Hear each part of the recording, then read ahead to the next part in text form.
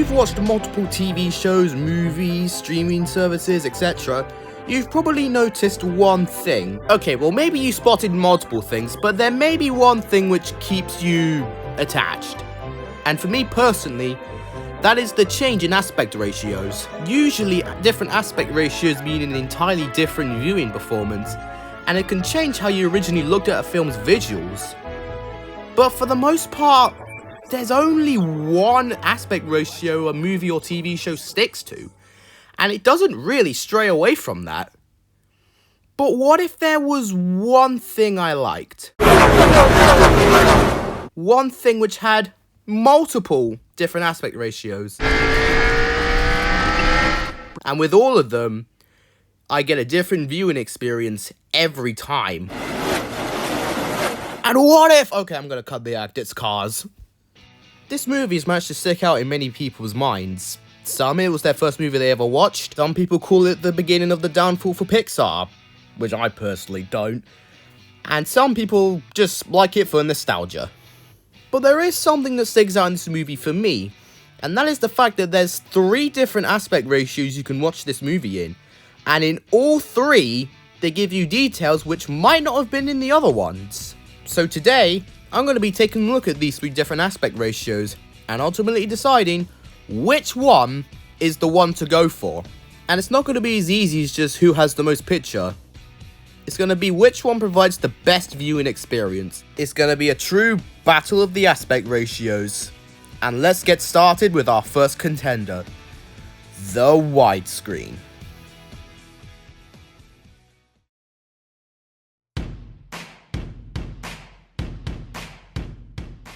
Now this is the version of Cars you've probably seen, as it's the most common out of all 3. If you've seen an upload on YouTube, if you own it on DVD, Blu-ray, or stream it on Disney+, it's almost always gonna be the widescreen version. So what do I think about this version nowadays? It's good for what it is, but I can't really see the missing picture that's prevalent in the other 2 versions. Now that doesn't mean I can't watch widescreen versions completely without thinking of missing picture. If it's the only version available, like WALL-E, it's perfectly fine.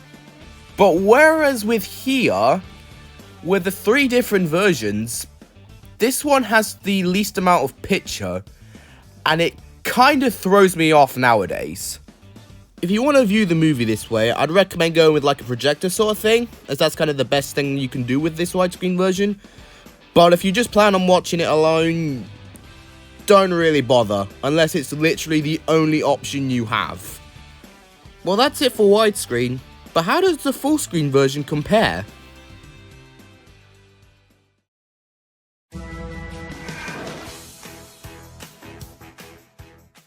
Now, if you've not seen the widescreen version, this is most likely the other version you've seen growing up. So what do I think of this? This is definitely a better watch than the widescreen. If for nothing else, I could see all the missing picture which I couldn't see before, and I don't get visibly irritated watching it. Now, if I'm not mistaken, this is actually the last Disney Pixar movie to ever be released in full screen. And I think this is one of the best ones to go out on, especially since without the bars at the top and bottom, you can see a lot more of the frame, with the consequence being that the left and the right of the screen are cut off. But to me, it's not as irritating as the ones from the top to bottom of widescreen. If I had to compare which one I'd go for home media over, I'd recommend the full screen, mostly for the picture. But then at the same time, it was more designed for like box TVs and all that kind of thing, not for the big 4K TVs we have today. But even so, I'd still recommend picking this up, if for nothing else, for a relic of a bygone era. Now it's time to look at the hardest one of these to find, the open matte version.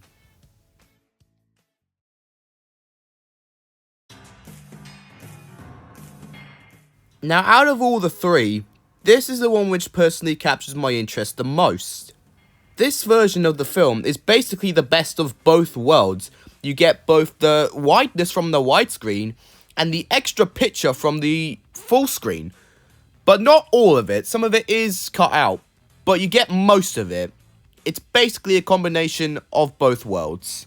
Plus, sometimes you get a bit of extra picture that's not present in either both the widescreen or the full screen. So really, it truly is the best of both worlds, and then some.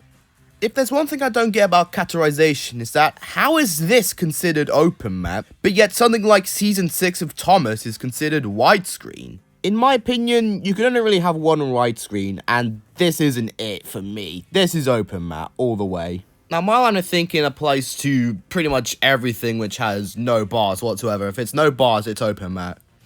Anyway, enough about Yoshi's back-asswards thinking. Let's get back to Cars open map.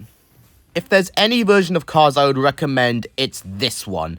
It has the most picture, and it's ultimately the best for all viewing experiences. So, realistically, I would recommend this one the most. And I think that's it.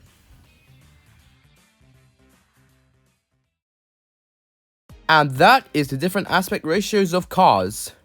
Which one would I recommend the most? Like I said, I would personally lean towards open map, but if not, full screen followed by a widescreen.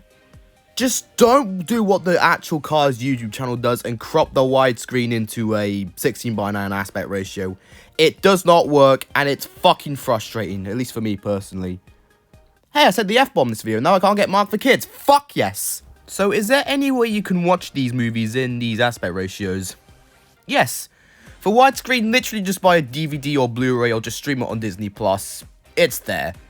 For full screen, there was a DVD released for it, but only in the US. So if you live in the UK like me, you're probably going to have to export it. There's also a VHS of this movie that has the 4:3 ratio, but honestly, don't even bother looking for it. And for open map, there's no way to get this visually. However, I did manage to find this on Internet Archive, and I think this is honestly the best way to view this.